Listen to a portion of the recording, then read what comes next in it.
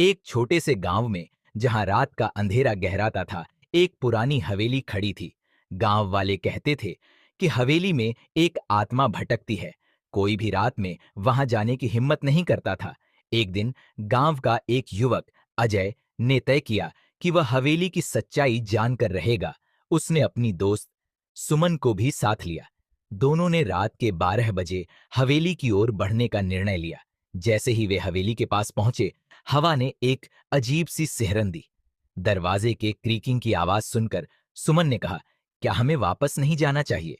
लेकिन अजय ने कहा, नहीं, हमें अंदर जाना होगा। वे अंदर गए और देखा कि दीवारों पर पुरानी तस्वीरें लगी थीं।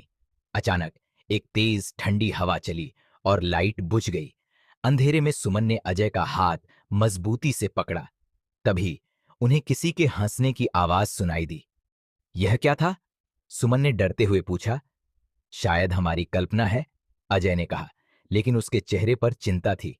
जैसे ही वे आगे बढ़े, अचानक एक दरवाजा अपने आप खुल गया। अजय ने अंदर झांका और एक कमरा दिखाई दिया।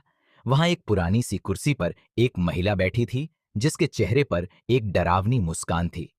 तुम यहां क्या कर रहे हो? उसने धीमी आवाज में कहा। अजय और सुमन चौंक गए। सुमन ने कहा, हम आपको नुकसान नहीं पहुंचाना चाहते। लेकिन महिला ने उनकी बात को अनसुना कर दिया और बोली, तुम्हें मेरी मदद करनी होगी। अजय ने पूछा, कैसी मदद? महिला ने कहा, मुझे इस हवेली से मुक्ति चाहिए। यहां पर एक काला जादू है जो मुझे बांध कर रखता है। सुमन ने कहा, लेकिन हम क्या कर सकते हैं? महिला ने एक पुरानी किताब की ओर इशारा किया जो उस कमरे में रखी थी। इस किताब में इसका समाधान है, लेकिन तुम्हें इसे पढ़ने के लिए हिम्मत चाहिए।